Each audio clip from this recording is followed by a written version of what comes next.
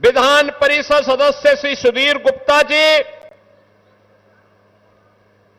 Bharatiya Janata party के जिलाध्यक्ष श्री गोकुल प्रसाद मौर्य जी, सुरेश गंगवार जी, गुलशन आनंद जी, संजीव प्रताप सिंह जी, पूर्व मंत्री विनोद तिवारी जी,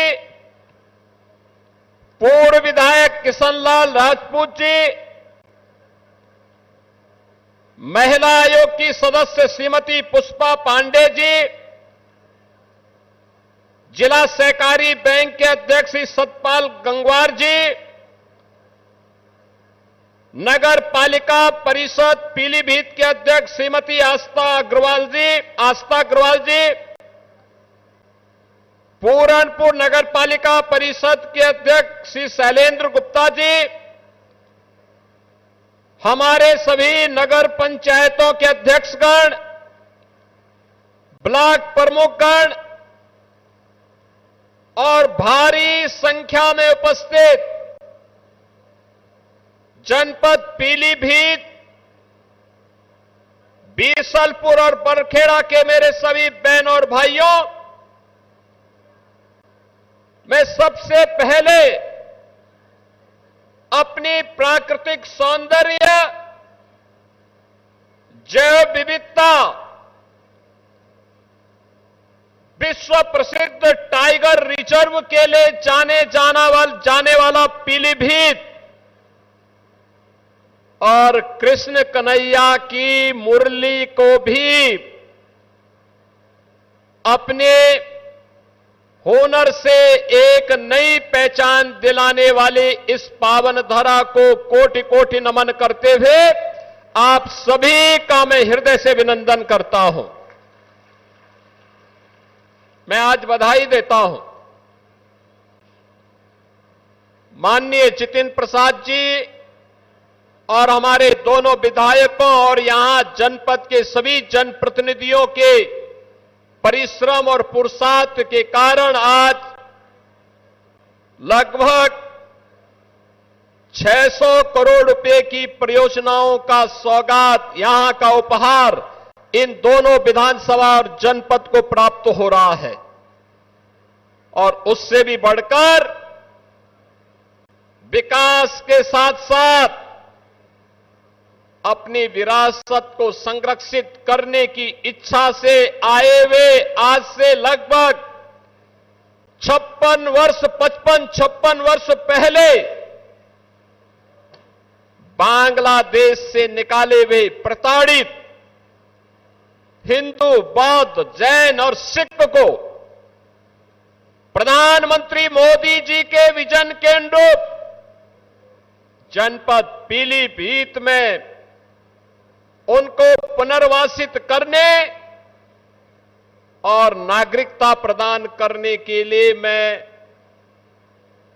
जिन लोगों को यह सुविधा प्राप्त हो रही है उन सभी को भी मैं हृदय से बधाई देता हूं, अपनी शुभकामनाएं देता हूं। बहनों और भाइयों,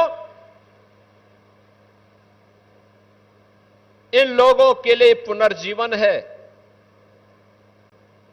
अब ये सर्टिफिकेट प्राप्त होने के बाद कोई ताकत इनको निकाल नहीं सकती है, इनको अब पराया नहीं कह सकती है।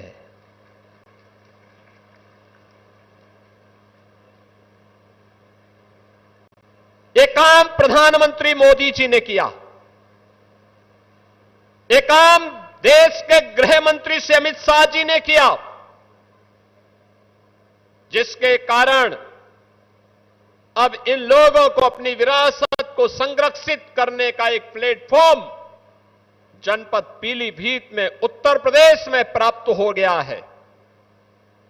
अब ये अपने आने वाली पीढ़ी के सपनों को सजोने के लिए, उसको आगे बढ़ाने के लिए, उसे एक नई उड़ान देने के लिए बंगाल से, पूर्वी बंगाल से, आज के बांग्लादेश से निकाले हुए प्रताड़ित इन हिंदुओं को बौद्धों को, सिखों को, जैनियों को अब यहां पर भी उसी सम्मान के साथ, उसी गौरव के साथ जीने का अधिकार प्राप्त हो जाएगा। अब न इनको पुलिस परेशान करेगी, न राजस्व विभाग परेशान करेगा, न फॉरेस्ट के लोग परेशान करेंगे, न किसी अन्य विभाग के लोगों की प्रताड़ना इन्हें सहनी पड़ेगी। आप सोचो ना, कांग्रेस के पाप के कारण पहले बांग्लादेश बना, बांग्लादेश पाकिस्तान बनना यह आवश्यक नहीं था, यह आवश्यक नहीं था। सत्ता लोलुपता का परिणाम था पाकिस्तान का निर्माण। अगर उस समय का कांग्रेस का नेतृत्व अड़िग हो गया होता, जिन्ना अपनी मौत मर गया होता और भारत का विभाजन दुर्भाग्यपूर्ण विभाजन नहीं होता। लाखों हिंदुओं का कत्लेआम हुआ, लाखों हिंदुओं को अपनी पैतृक भूमि को, अपने पुण्य भूमि को छोड़ना पड़ा। स्वतंत्र भारत में उनके मन में एक अभिलाषा थी कि मुझे जिस आधार पर विभाजन किया गया था, उस आधार पर भारत के अंदर शरण मिलेगी, नागरिकता मिलेगी, सम्मान के साथ मैं जीवन यापन कर पाऊंगा। बहन और भाइयों, कांग्रेस ने कभी सुध नहीं ली, लेती भी कैसे?